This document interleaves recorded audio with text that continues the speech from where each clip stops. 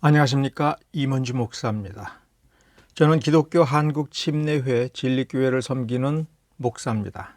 오늘은 구원파의 종교성에 대해서 다루고자 합니다. 정통 기독교와 어떻게 다른가, 얼마나 다를까, 구원파의 종교성은 어느 쪽으로 가고 있는가, 이에 대해서 저는 구원파의 종교성이 불교로 가고 있는 것은 아닌가, 혹은 불교 쪽과 통하는 문을 열어놓은 것이 아닌가라고 하는 지적을 저는 했습니다. 그러자 그것이 상당히 모욕적이다라고 하면서 마치 내가 뭐를 알고 있겠느냐, 뭐를 아느냐, 이런 식의 반발이 있습니다. 그래서 이 동영상을 준비했습니다. 일단 저에 대해서 소개를 하겠습니다. 저는 서기 2000년에 칼빈의 예정론 핵심 설교를 번역했습니다. 로마서 9장 13절에 기록된 바 내가 야곱은 사랑하고 에서는 미워하였다. 이 바울의 이 구원론에 매우 중요한, 예정론에 있어서 매우 중요한 이 짤막한 진술이 창세기 25장부터 전개되고 있는 에서와 야곱의 출생서부터 그 행적에 대해서 성경이 기록하고 있는데, 그것을 칼빈이 강해하고 설교를 한 것입니다. 그것을 제가 번역을 했습니다. 2004년에는 아더핑크의 하나님의 주권을 번역했습니다. 그 이후로 저는 아더핑크의 전적 무능력, 전적 부패, 이신칭의, 그리고 삼위일체 하나님에 대해서 이렇게 두 권의 책을 번역을 하였고요. 윌리엄 에임즈의 신학의 종수를 번역했습니다. 아브라함 가이퍼의 유명한 책 일반 은혜를 번역했습니다. 청교도 대작 시리즈로서 제가 부흥과 개혁사의 전문 번역인으로서 스티븐 찬옥의 하나님을 아는 지식 1권, 2권 방대한 책입니다. 그리고 토마스 굿인의 믿음의 본질 1권, 2권을 번역을 했고, 누가복음 15장 흔히 얘기하는 탕자의 비유를 제가 강해를 해서 단행본으로 출판을 했습니다. 그리고 룻과 보아스, 룻기를 강해하여 한 권의 책으로 출간을 했습니다. 뿐만 아니라 저는 불교에 관련해서도 4권의 저서를 출간했습니다. 불교를 털어내라, 2014년 4월에 출간한 서적입니다. 이 책은 기독교는 불교의 모방이다, 불교에서부터 배워온 것이 많다, 혹은 예수님이 공생애를 시작하기 전에 인도에 가서 불교를 배워왔다, 이런 얘기가 있어서 불교의 역사를 석가모니로부터 시작해서 그 사상의 발전, 그래서 대승불교로 넘어오는 그 역사를 간략하게 정리해서 그 시대마다 불교의 특성이 무엇인가, 과연 예수님께서 무슨 불교의 신통력을 배워왔을 가능성이 있는가, 이 의문에 답하기 위해서 불교의 역사를 제가 추적을 한 것입니다. 전문적인 학자가 보기에는 아주 부족한 책이겠습니다만, 불교의 개략적인 그 흐름, 큰 흐름, 그리고 특징이 무엇인가를 나름대로는 충분히 정리를 했다고 봅니다.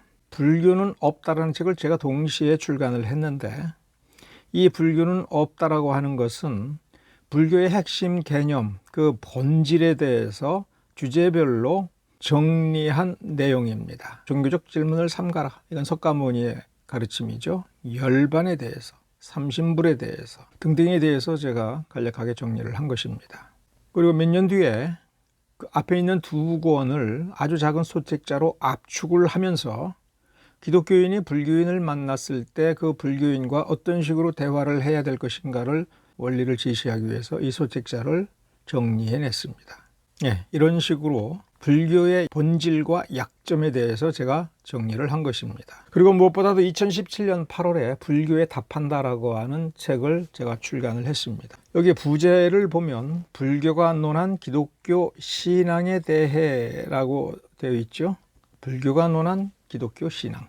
이게 무슨 소리냐 하면, 불교의 어떤 나름 유명한 법사께서 불교에 정통하시고 해박하신데, 이분이 기독교의 조직신학책을 공부를 하셨습니다. 조직신학책을 공부하고는 조직신학의 그 주요한 내용들에 대해서 이해하고 해설을 하고, 불교적 관점에서 그게 왜 문제가 되는가라고 하는 것을 지적하면서 기독교가 불교의 그 종교체계 혹은 교리, 사상에 비하여 열등하다, 부족하다, 이런 지적을 했습니다. 불교의 승려가 기독교의 조직신학을 공부하여 이해해서 공격을 한 겁니다. 그래서 제가 그 조직신학 책과 그 법사의 책을 놓고 그거 잘못 이해했다라고 하는 일종의 변증서입니다. 그래서 여기에 보면 각 챕터의 주제는 그 법사가 조직신학의 주제를 이렇게 포착을 해서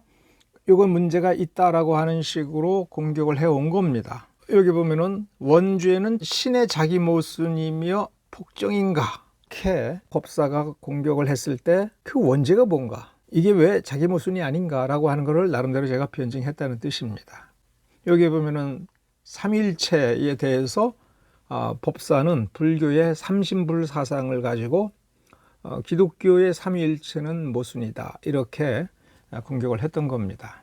불교를 깊이 공부한 사람은 기독교 조직신학 책을 보면 이렇게 이해해야 하는구나, 상당히 피상적이면서 이런 부분에서 이렇게 걸리는구나 라고 그때 제가 느꼈는데, 구원파와 정동수 목사, JYP 박진영 씨가 이게 복음이다 라고 설명하는 자료들을 보면 이 법사가 기독교를 그리고 조직신학을 이해한 것과 어딘가 유사한 방식으로 기독교의 복음과 성경을 해설을 한다, 제가 그거를 느낀 겁니다. 그래서 어느 한 부분만 보고 조그만 꼬투리를 보고서 제가 이거는 불교다, 불교로 간다, 제가 이렇게 보는 것이 아니라 사실 전반적으로 깔려져 있는 이해의 깊이가, 그리고 이해의 방식이 어딘가 모르게 너무 유사하다라고 제가 느꼈기 때문에 동영상 관계상 그 짧은 부분만 포착을 해서 그거를 제시하면서 설명을 했던 겁니다. 좀 더 자세히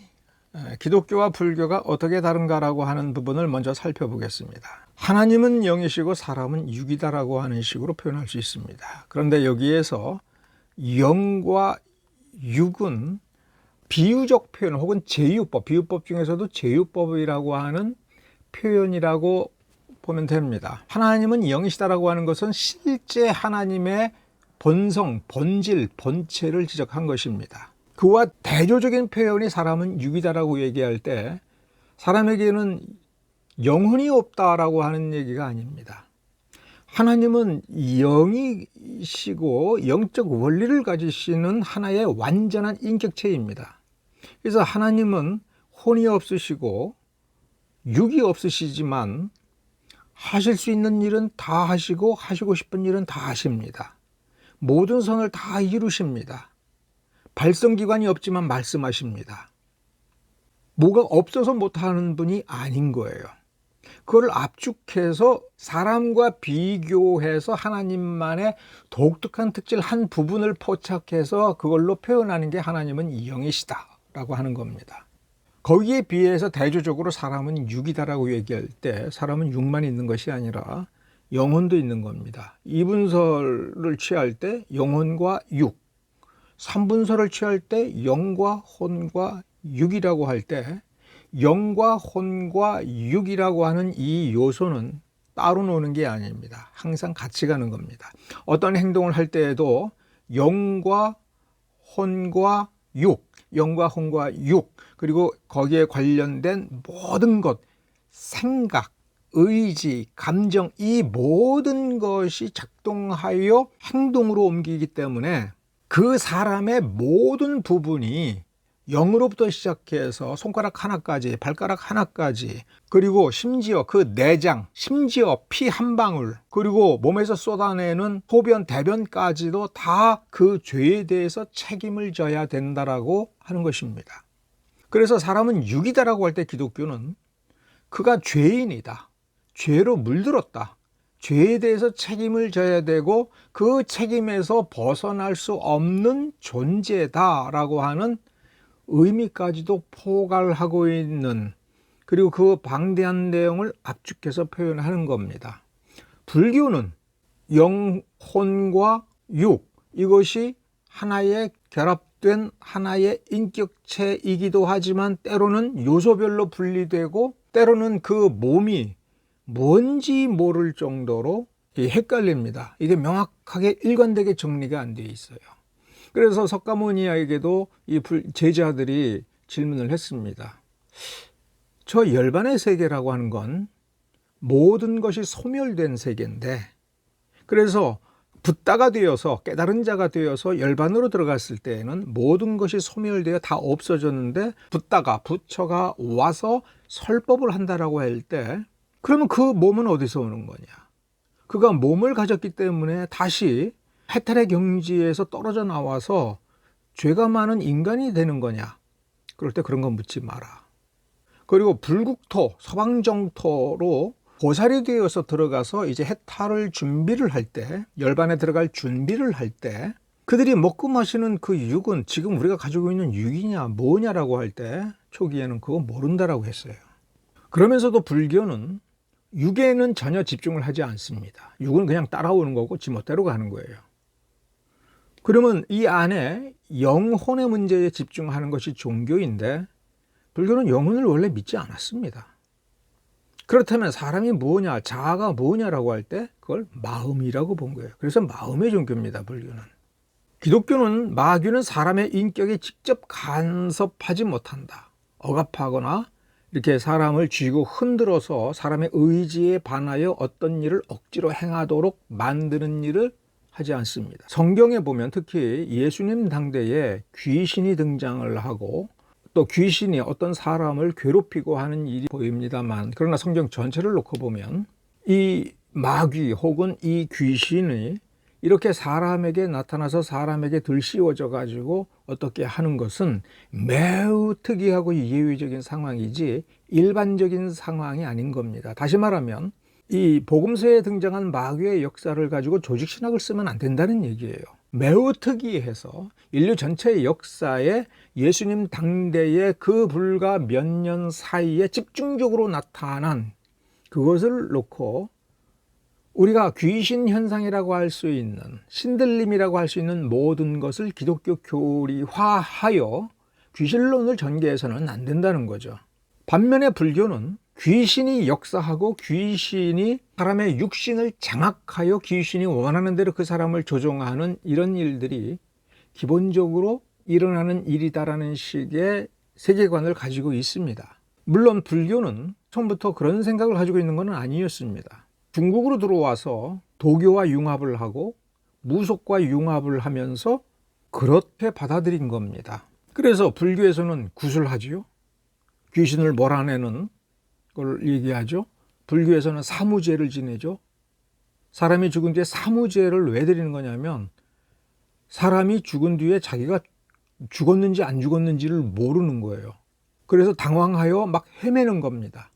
그래서 식구들이 먹을 거를 준비해 놓고 그 귀신을 위로해서 3일 동안 제사를 지내면서 먹을 거를 주고 배를 든든히 하여서 이제 먼 여행을 갈 준비를 하면서, 너 죽었어, 당신 죽었어, 아버님 돌아가신 거예요, 죽음을 받아들이세요라고 위로하는, 그게 사무제라는 겁니다. 귀신 자기가 죽었다는 것을 받아들이고 자기 갈 거를 예비하여 떠나야 되는 거예요. 떠나지 못하고 왔다 갔다 하면은 귀신이 자꾸 나타나는 현상이 생긴다라고 보는 거예요. 772 49 사구제라고 하는 거는 이제 영혼이 세상을 완전히 떠나는 겁니다. 떠날 때 기독교 표현으로 하면 천국으로 가든지 지옥으로 가든지 그런 식으로 표현할 수 있겠지만, 원래 유교식에서는 공중으로 이제 기가 흩어져서 우주를 관통하는 기에 흡수되는 겁니다. 살아있는 사람에게는 육신과 그 영혼이 한 덩어리에서 구별이 안 되지만, 죽으면 그 보이지 않는 육체 이외에 그 사람의 내면적 요소가 영과 혼으로 나뉘어지는 겁니다. 죽은 뒤에 나누어지는 거예요. 그래서 홀영, 영이 되어서 공중으로 흩어지고 혼백이 되어서 뼛속에 스며들어서 땅에 들어가서 약 4대에 걸쳐서 흩어지는 거예요. 그래서 제사를 4대만 드리는 겁니다. 근데 불교가 왜 이런 제사를 드려요? 이게 융합이 됐기 때문에 그렇습니다. 어쨌든 마귀는 사람 속에 들어와서 조종하지 못한다. 이건 기본적인 원칙입니다. 그래서 아담과 하와의 범죄, 가인의 범죄, 그리고 범죄에 관련하여 이 책임이 누구에게 있느냐 할 때 하나님이 마귀의 유혹과는 별개로 그 사람에게 죄의 책임을 지고 형벌을 가하시는 것은, 마귀는 꼬드기는 역할만 해요. 눈앞에서 사람을 헷갈리게 만들고 유혹을 합니다. 그러면 사람은 자기의 가치관을 가지고 결정을 하는데, 욕심이 일어나는 거예요. 그래서 그 욕심대로 하는 겁니다. 마치 뭐냐면 사기꾼이 여기다가 도장 찍어. 부자가 될 거야. 이렇게 감언이설로 그 사람을 설득하는 거예요. 그 사기꾼이 그 계약자의 손을 억지로 끌어다가 도장을 찍게 하면 그 억지 때문에 그 계약은 무효가 되는 거 아닙니까? 하나님이 그거를 보시면 하나님이 누구에게 책임을 물어야 되겠어요? 사기꾼이 억지로 강제로 그렇게 했기 때문에 모든 책임은 사기꾼에게 있는 거죠. 하나님은 사기꾼만 벌을 주시는 것이 아니라 그 당사자에다 벌을 주는 건 뭐냐면 사기꾼은 강제를 하지 않았어요. 사람이 이게 좋겠다. 그렇게 해서 자기가 결정을 해서 하는 겁니다. 근데 사람은 마치 마귀가 뭘 한 것처럼 변명을 대는 그 죄악된 습성이 있어요. 근데 불교에서는 신이 들어와서 접신하여 그 신이 들어와서 그 사람의 몸을 통하여 무언가를 한다고 하지 않습니까? 이건 무속과 결합이 되었기 때문에 그래요. 구원은 인격 전체로서의 사람에게 관련이 됩니다. 다시 말하면 구원은 구원파가 얘기하는 것처럼 영의 구원, 혼의 구원, 몸의 구원 이렇게 나누어지고 부분적으로 일어나는 일이 아니라는 겁니다. 먼저 예수님의 속죄가 적용될 때 영은 구원받았고 그로부터 혼은 구원의 과정을 시작해서 지난한 과정을 거쳐서 깨달음에 이를 때까지는 죄 중에 오락가락한다. 이게 아닙니다. 예수 그리스도의 속죄는 과거와 현재와 미래일 뿐만 아니라 그 사람의 내면적 요소 전체, 육신까지 포함하여 그 인격 전체가 짊어져야 될 형벌에 관련된 겁니다. 근데 불교는 부분적으로 늘 설명을 합니다.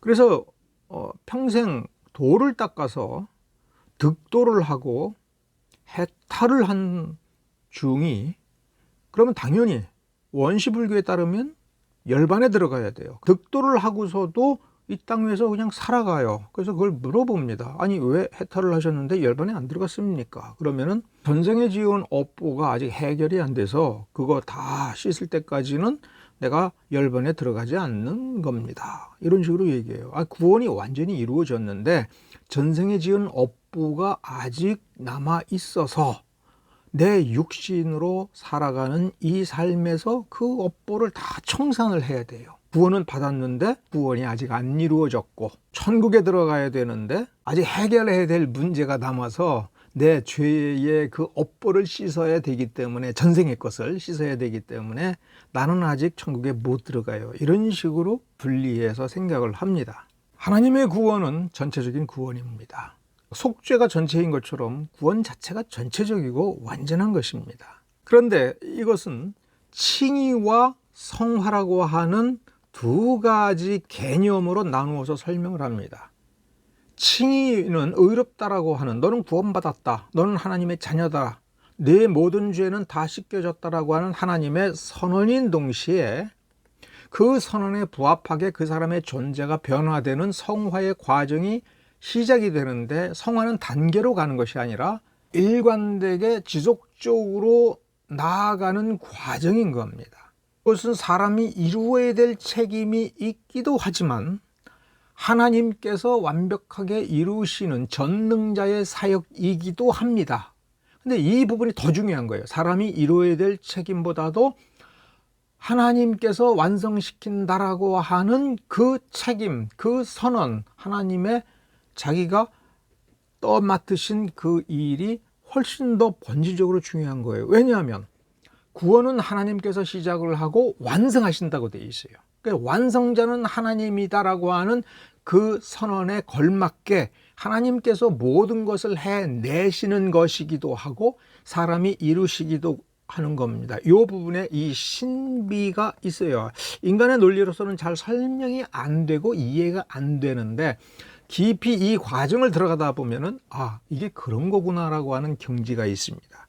그런데 이 경지를 잘 모르는 사람들이 그럼 말이 안 되잖아. 그러니까 칭의는 하나님이 하는 거고 성화는 사람이 이루어 나가는 거잖아. 그래서 우리가 살면서 내가 뭔가를 하려고 노력을 해서 내가 이루어야 되는 거 아닌가. 근데 내가 완성을 하면 완성자는 사람이다라고 하는 말이 성경에 기록이 되어야 되지 않습니까? 그런데 나의 구원을 완성하시는 것은 하나님이시고 그래서 나의 구원 때문에 전적으로 내가 아니라 하나님이 영광을 받으셔야 된다라고 하는 것이 성경의 가르침입니다. 불교는 달라요. 자기가 이루는 겁니다. 이 부분은 더 말할 필요가 없죠. 이 7가지를 잘 주목을 해보면 진짜 기독교, 성경이 말하는 구원과 성경적 종교가 뭘 지향하고 있는가, 그 근본 원리가 무엇인가를 파악하면서 그렇지 아니한 것을 구별할 수가 있어요. 이 그렇지 아니한 것의 대표적인 종교가 불교인 겁니다. 그리고 그 불교에는 도교, 종교화된 도교, 무속, 음양, 오행설, 신선사상이 이게 들어가서 짬뽕이 돼서 믹스가 되어 있습니다. 그래서 저는 이런 일련의 동영상 강좌를 통해서 누가 불교다, 저 사람은 기독교가 아니다, 저는 이렇게 단정하고 싶지 않아요. 우리가 조심해야 된다는 겁니다. 왜냐하면 우리는 이런 무속의 문화 속에서 자라서 길들여지고 그런 사고방식으로 자기도 모르게 이렇게 지내고 있다가 교회 안으로 들어와요. 제가 지난 수십 년 동안 바라보았을 때 교회에서 일어나는 부패의 거의 대부분은 뭐냐면 예수 믿고 성경을 충분히 파악하기 전에 자기 몸에 이 불신자 시절에 익숙하게 있었던 어떤 관념이나 사고방식이나 인식틀로 성경을 해석해 내려고 하는 데에서 타종교적, 불교적 영향력이 스며들어가는 거예요. 그건 누구에게나 다 있는 겁니다. 저에게도 있었고요. 대한민국 사람이라면 다 그런 특성이 있는 거예요. 우리가 어떤 현대인들이 나는 어떤 종교도 없다, 나는 불교 없다라고 얘기하더라도 지금 우리나라를 둘러싸고 있고 한국 사람이 태어나서 성장할 때의 그 문화는 바로 이런 무속 문화이며 불교 문화이며 유교 문화예요. 대충 짬뽕이 됐는데 어느 쪽이 조금 더 강하고, 그러나 아무리 유교적인 것을 깊이 들어가도 그 속에 이미 12세기에 불교와 무속이 들어가 버려 있기 때문에 아무리 철저히 유교를 하더라도 그 유교의 그 12세기를 뛰어넘어서 진시황 시대를 또 뛰어넘어서 공자 그 자체를 만난다는 것은 고도의 철학자가 아니고서는 쉽지가 않은 겁니다. 그리고 그 만나서 내가 공자처럼 된다는 거 정말 더 쉽지 않은 일입니다. 그런 점에서 주의를 해야 되고, 그런 경향이 나타나서 다른 사람들에게 그렇게 가르치고 그 문을 열어놓아서 불교적, 무교적, 유교적 문화를 가지고 교회 안에 들어와서 이래도 되는구나 라고 하는 그런 의식을 갖지 않도록 경계해 주어야 될 것이 성경을 가르치는 사람들의 책무라는 뜻으로 제가 그렇게 얘기를 하는 겁니다. 한번 봅시다. 불교는 마음의 종교라고 제가 얘기하지 않습니까? 그건 제 얘기가 아니라 불교 자체에서 하는 얘기입니다. 마음의 문제가 불교의 모든 겁니다. 그래서 불교는 마음으로 시작해서 마음으로 끝나요. 그래서 마음이 뭐냐라고 할 때 그거를 하트가 아니라 마인드로 번역을 합니다. 불교 자체에서 마인드로 번역을 해요. 그래서 마음은 키타라고도 하지만 주체, 그렇죠? 주체.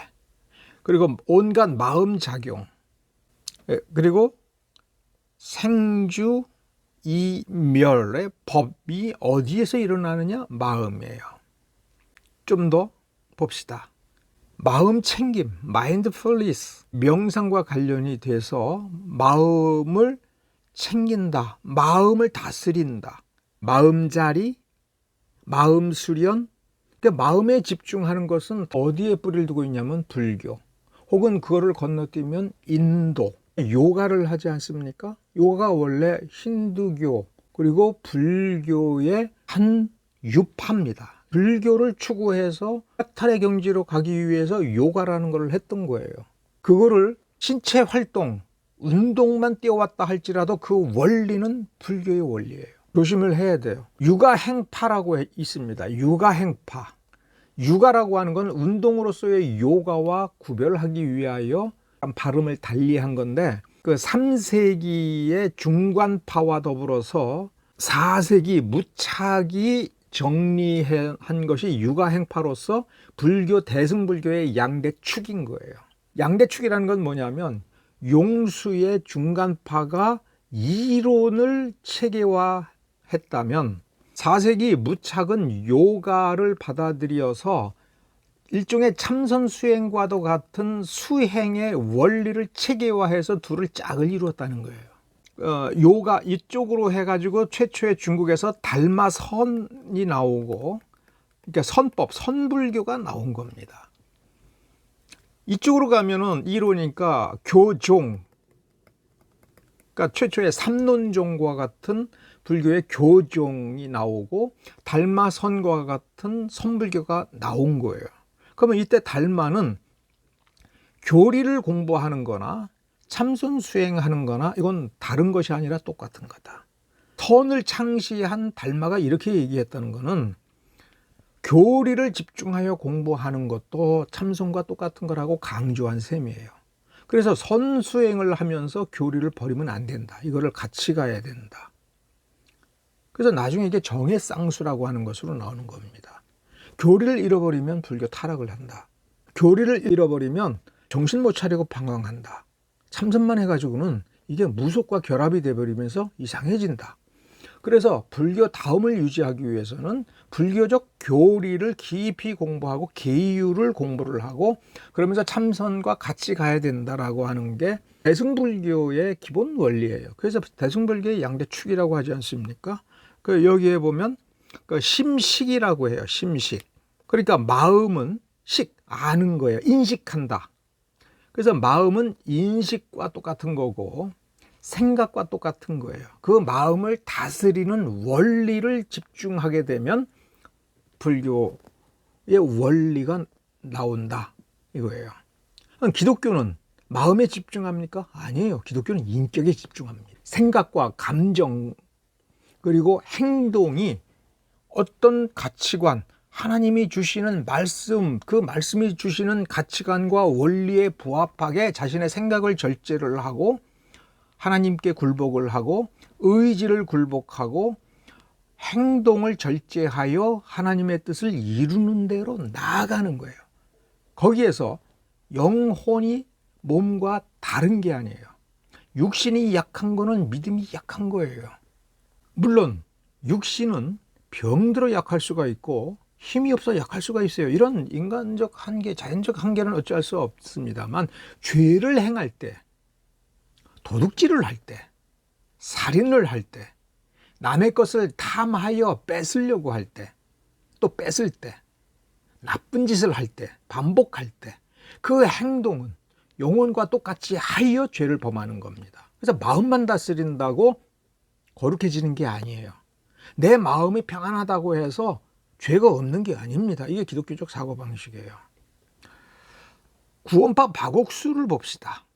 2018년에 책을 썼는데 마음밭에 서서 어떤 기자가 박옥수를 소개할 때 중요한 이 리드, 핵심 문구가 뭐예요? 마음을 통해 인간의 한계를 넘는다. 인간의 한계를 어떻게 넘어요? 이게 불교에서 추구하는 거예요. 인간의 한계. 기독교는 뭘 추구해요? 인간다움. 죄 없는, 죄 짓기 이전에 하나님께서 창조하신 지극히 선하고 아름다운 그 인간다움으로 가는 거예요. 기독교는 신선을 추구하지 않아요. 기독교는 보살과 같은 존재를 추구하지 않아요. 죄 없이 무엇이든 원하는 대로 먹고 마시고 즐거워하는 그런 쾌락을 추구하지를 않아요. 선을 통한 즐거움을 추구해요. 하나님께서 기뻐하시는 그 기쁨에 동참하여 기쁨에 동참하기 위해서는 하나님께서 원하는 그것을 할 줄 아는 인간입니다. 그것을 이 육신 가운데서 조금씩 해나가면서 이런 기쁨이 있구나 하면서 천국에 대한 소망, 즉 완전해진 그 소망을 가지고 이 땅을 살아가는데 이 땅을 살아가는 동안에는 인간의 한계를 뛰어넘어서 초인이 되려고 하지를 않는 거예요. 근데 불교는, 힌두교는 초인이 되려고 해요. 도교는 이 땅을 살아가는 그 인간이 신선이 되려고 해요. 어떻게 되느냐 할 때 육신은 잊어버리고 마음에 집중한다. 이게 불교인 겁니다. 박옥수가 자기를 뭐라고 자랑하는지를 보세요. 마음의 문제에 있어서 전문가다, 탁월하다, 마음을 파는 백화점 이런 거를 써서 사회 문제의 원인을 인간의 마음에서 찾아내요. 이 원리는 기독교가 아닌 겁니다. 그러면 기독교 이외에 어떤 종교가 이런 식으로 가는 종교예요? 이게 불교라는 거예요. 그래서 나는 박옥수가 중이다라는 얘기를 하거나 구원파가 곧 불교다라는 말을 하는 것이 아니라 그 문을 열어놔서 그 원리가 지금 들락날락거리고 불교에 젖어 있는 사람이 들어와서 똑같구나 이런 생각을 하게 만든다는 것, 그 종교 자체, 그리고 기독교를 표방하고 있는 구원파가 그런 식으로 불교에 대해서 문을 열어놓고 있기 때문에 많은 사람들이 기독교도 그런 거구나, 그럼 기독교나 불교나 똑같구나 이런 착각을 하게 만드는 위험이 너무나 크기 때문에 제가 경고를 하는 겁니다. 여기 보면 호는 곧 마음이에요. 이것은 권신찬하고 박옥수 지금 똑같은 원리로부터 착안하여 가고 있지 않습니까? 여기 보면 혼이, 즉 마음이 구원받는 건 굉장히 시달림을 받고 어떤 말씀을 깨닫게 될 때, 깨달음이에요. 기독교는 깨달음이 아니에요. 기독교는 진리를 알고 그거를 체화하여 익히고 실천하기를 지속적으로 해야 되는 거예요. 하나님의 말씀, 하나님의 계명을 계속해서 준수해라, 지켜라. 그게 진리인 거예요. 그래서 박옥수의 구원론을 보면 죄사함이란 예수님께서 우리 죄를 씻었다는 사실, 그 사실이 있는 거예요. 속죄, 예수님의 속죄, 완전한 속죄, 그것이 있다. 그 사실을 내가 안다라는 것이 되는 것이 아니라 마음이 죄에서 벗어나야. 마음이 죄에서 벗어난다는 건 그 마음이 깨끗해지는 것, 청정해지는 것을 의미한다라고 우리가 분명히 이해할 수 있지 않습니까? 그리고 죄책감의 문제. 그래서 마음의 종교로 깊이 들어가 보면 내 마음속에 있는 죄라고 하는 게 뭐예요? 탐욕, 어리석음, 세상에서부터 오는, 내가 뭘 보고 생각하는 거를 중지하고 내 머리를 싹 비우면 마음이 고요해지고 깨끗해지고 그 상태를 유지할 수 있다고 보는 거 아니에요. 그럼 마음이 깨끗해지는 것이 곧 그 사람의 구원이다라고 얘기하고 있어요. 마음이 혼이고 혼은 사람이다. 구원파의 영향을 받은 사람들이 그런 식으로 생각하고 있지 않습니까? 그럼 그런 식으로 가면 불교와 만나는 거예요. 아직 구원파는 기독교를 표방하고 있는 건 사실입니다. 그러나 지금 벌써 불교의 원리와 만나고 있고 왔다 갔다 하고 하는 이 부분이 있지 않습니까? 이게 위험한 거예요. 정통 기독교가 볼 때 이런 게 위험한 거예요. 자, 정동수 목사의 그 깨달음이니 또 회개는 이제 곧 다룰 거니까 이 지옥 문제를 한번 생각해 봅시다. 정동수 목사는 지옥이 땅속에 있다라고 주장을 합니다. 지옥은 땅속에 있다. 그래서 이런 그림까지 그려놨어요. 킹 제임스 흠정역 성경에 이런 그림을 넣고 아주 강력하게 주장을 하며 이 근거로서 신구약 성경에 있는 죽으면 음부로 내려간다, 땅속으로 내려간다, 묻힌다, 그 문맥을 보면 정말 땅속에 내려가는 것처럼 묘사를 해요. 그러면서 정통 기독교의 설명에 대해서 왜 지옥을 영해하느냐, 문자 그대로 봐야 된다, 그러니 땅속에 있는 게 맞다라고 주장을 합니다. 그러면 정통 기독교는 왜 영해를 할까? 그걸 왜 영적인 것으로 볼까? 우선 이런 식으로 땅속에 지옥이 있다라고 하는 것을 어디서 가르치는 거냐면은 무엇보다도 불교입니다. 매우 체계적으로 가르칩니다. 땅속, 우리가 살고 있는 이 땅의 지표에서 500유순 아래, 어디에는 2000유순 아래에 있다고 얘기를 해요. 1유순은 정확하게 확정되어 있지 않은 불교식 표현입니다. 그런데 대략 15km를 얘기하기도 해요. 어디에서는 7km를 얘기하기도 해요. 그래서 여기 보면은 그 이 선생의 신화 도서관이라고 하는 블로그에 간략하게 잘 정리가 되어 있는데 1유수는 7km 혹은 14km, 어디에는 15km로 얘기를 합니다. 그래서 우리가 살고 있는 지표면이에요. 이 지표면에서 점점 지하로 층층이 8대 지옥이 있어요. 그러면 지옥이 8가지 아니요. 뜨거운 지옥 8가지, 그리고 상반되는 차가운 지옥 8가지, 그 다음에 부지옥, 그 지옥에 딸린 부지옥이 있어서 어디에 보면 133가지의 지옥이 있고 어디에 보면 136가지다 이렇게 얘기하고, 또 어떤 자료에는 8대 지옥이 아니라 10대 지옥이다 이렇게까지 얘기를 해요. 그것은 불교 경전마다 약간씩 다르기 때문에 그렇습니다. 그 지구의 10층부로 내려가면 이렇게 지옥이 있다라고 얘기를 합니다. 그런데 우리가 불교도 그렇게 가르치고 기독교도 그러면은 문맥에 의하면 정동수 목사의 말대로 땅속에 지옥이 있는 거냐, 그리고 그 지옥은 분명히 영원히 저주받고 영원히 징벌을 받는 곳이지 않습니까? 요한계시록을 봅시다. 문자 그대로 정동수 목사는 문자주의를 얘기하니까 문자 그대로 봐야 되는 겁니다. 그러면 정동수 목사는 이 요한계시록 21장 1절과 2절을 볼 때 1절에 처음 하늘과 처음 땅, 지금 우리가 살고 있는 그 하늘과 땅이 없어졌다. 바다도 없어졌다. 새 하늘과 새 땅이 새롭게 만들어졌고 2절에 보면은 새 예루살렘이 하나님께로부터 하늘에서 내려와요. 땅에 있는 저 예루살렘을 고쳐서 쓰는 게 아니에요. 새 예루살렘이 하늘에서 내려온다라고 분명히 써 있지 않습니까? 정동수 목사는 이거 어떻게 해석을 할 거예요? 문자 그대로 봐야 될 거 아니에요. 하늘과 땅이 없어져요. 이사야 65장 17절에 보면 보라 새 하늘과 새 땅을 뭐 한다고요? 창조하신다. 새롭게 창조하신다. 이전 것은 기억도 안 되고 마음에 생각도 나지 아니할 것이다. 이사야서에서 예언을 한 거예요. 그러니까 요한계시록은 이 말과 일치하죠. 이사야 60장으로 가보면 낮에 해가 네 빛이 되지 않고 달도 네게 빛을 비추지 아니할 것이다. 즉 새하늘과 새 땅에서는 해도 달도 필요 없다. 하나님의 영광이 영원히 비출 것이기 때문에 해도 필요 없고 달도 필요 없다. 그리고 새하늘과 새 땅, 하나님의 백성이 그걸 영원히 그 땅을 차지할 것이다. 베드로후서 3장 12절 13절에 보아요. 베드로가 얘기합니다. 하나님의 날, 그 심판의 날, 새하늘과 새 땅이 임하는 그 날을 간절히 사모하라.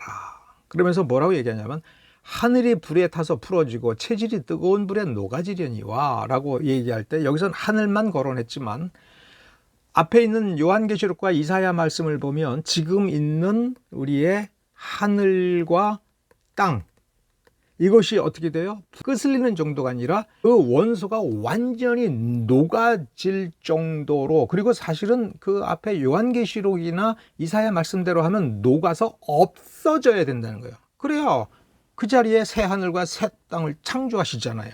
문자 그대로라면 그렇게 볼 수밖에 없죠. 다르게 해석할 수 있습니까?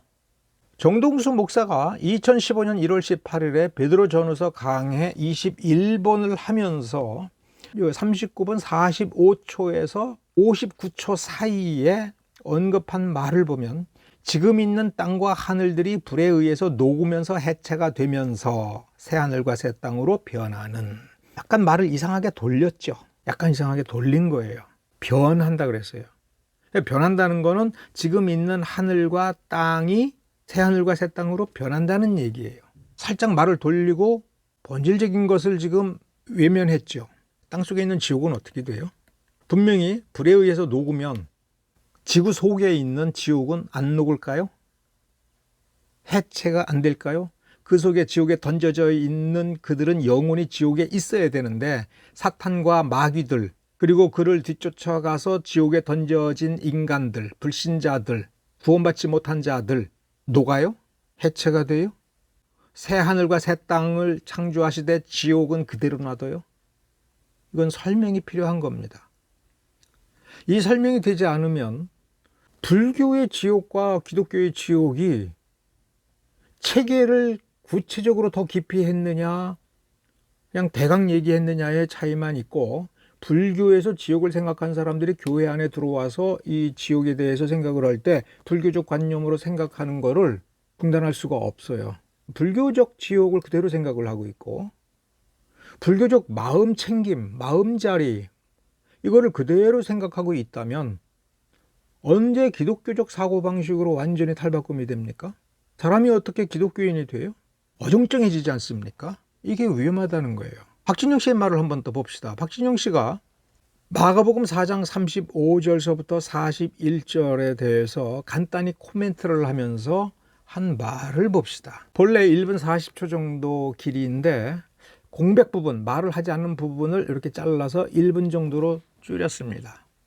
물 이쪽 편에 있지 말고 내가 너희를 위해 준비해 놓은 집이 있으니까 물 건너편으로 가자, 이렇게 말씀하시는 거고, 그 물 건너편으로 건너갈 수 있는 배는 예수님이 함께 타고 계신 배 하나밖에 없고 그 배는 그리스도입니다. 예수님이 머리가 되시고 우리가 몸인 이 그리스도라는 배 한 척만 그 물을 뚫고 반대편으로 인간들을 데려다 줄 수가 있거든요. 근데 그 가는 길이 쉽지가 않습니다. 흔들리고 파도가 치고 물이 막 스며들어오고 무너질 것 같고 이 배에서 내려야 살 것 같고 안 내려야 사는데 내려야 살 것 같고 내가 편안하게 남은 인생을 살려면 이 배에서 내려야 될 것 같은 오늘 그 얘기입니다. 네. 예수님 말씀대로 저 물 반대편으로 가자. 우리 다 같이 물 건너편으로 가자. 굉장히 좋은 곳이 있다. 박진영 씨는 풍유적 해석을 합니다. 문자 그대로 보기 위해서 흠정력을 보는데 이 부분에는 풍유적으로 알레고리컬 해석을 합니다. 그래서 주님께서 저편으로 건너가자라고 하는 이 표현을 포착해서 설명을 하는데 노아의 대홍수 때는 3층 천 중에 첫째 하늘과 둘째 하늘 사이에 있는 물이 쏟아져 내려왔고 둘째 하늘과 셋째 하늘 사이에 물은 아직 그대로 있다. 이렇게 설명을 해요. 그 근거 구절을 시편 29편 3절을 근거 구절로 해서 여호와의 소리가 물 위에 있다. 이거를 그렇게 표현을 합니다. 이게 풍이라는 게 왜 그러냐면 시편 29편은 다윗의 시인데 이 시편 29편에서 다윗이 표현하고자 하는 것은 하나님의 놀라우심, 하나님의 위엄과 하나님의 권위, 하나님의 능력이 얼마나 위대하고 대단한가라고 하는 것을 여러 가지 우리가 자연에서 목격할 수 있는 엄청난 힘, 그 힘들을 제시하면서 그것들보다도 훨씬 뛰어나다라는 식으로 얘기합니다. 여기서 시편 29편 3절에서 말하는 물은 성경 해석자들이 요단강이 홍수로 범람하여 급격히 그 쓸려 내려가는 그 모습을 보고 와 놀랍다. 그러나 하나님의 말씀, 하나님의 소리, 하나님의 위엄은 저보다도 더 위대하다라고 노래하는 거예요. 시편 29편 3절에서 하나님의 보호자가 물 위에 있다. 하나님의 나라가 물 위에 있다. 이런 식으로 표현하는 그렇게 해석할 수 있는 근거는 없습니다.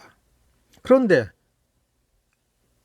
박진영 씨는 자신의 저편으로 건너가자라고 하는 것을 자신의 세계관으로 두들겨 맞추면서 풍유적으로 해석을 합니다. 풍유라고 하는 건 뭐냐면 자기 멋대로 해석을 하는 거예요.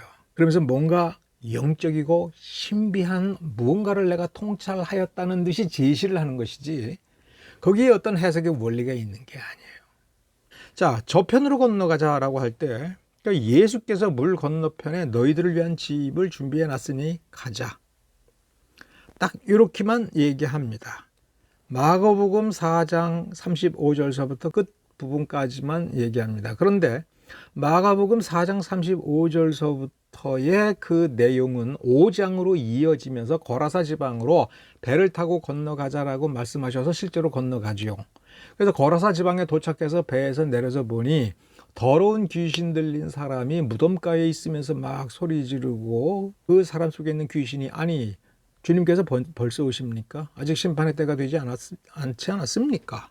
그러면서 귀신이 저 돼지떼에 내가 들어가기를 원합니다. 그러니까 들어가라. 그러니까 이 군대 귀신이 그 2,000마리의 돼지떼에 들어간 뒤에 그 돼지들이 호수로 뛰어들어서 다 몰살을 당하자 거라사 사람들이 예수님 우리 동네 오지 마세요. 돌아가세요. 라고 강권하여 예수님께서 되돌아서 건너편으로 출발했던 것으로 되돌아가신 내용입니다. 근데 예수님께서 저편으로 가자 거기에 집이 있다. 거라사 지방에 뭔 집이 있습니까? 제자들과 함께 건너갔다가 귀신 들린 사람을 고쳐주시고는 한마디로 예수님 쫓겨나서 다시 돌아오셨죠. 갈릴리로. 4장과 5장 이렇게 한 덩어리인데 네가 설명하기 쉬운 데만 딱 잘라서 고기를 가지고 저편으로 건너가자 이렇게 얘기했어요. 그러니까 이 저편으로 건너가자, 배를 타고 건너가자 이 말에 박진영 씨가 꽂힌 거예요. 본인이 선생이기 때문에 그 표현이 어떤 표현인가, 그 내용이 다 사람들에게 어떻게 받아들여질 수 있는가를 고민을 한 뒤에 얘기를 해야 돼요. 왜?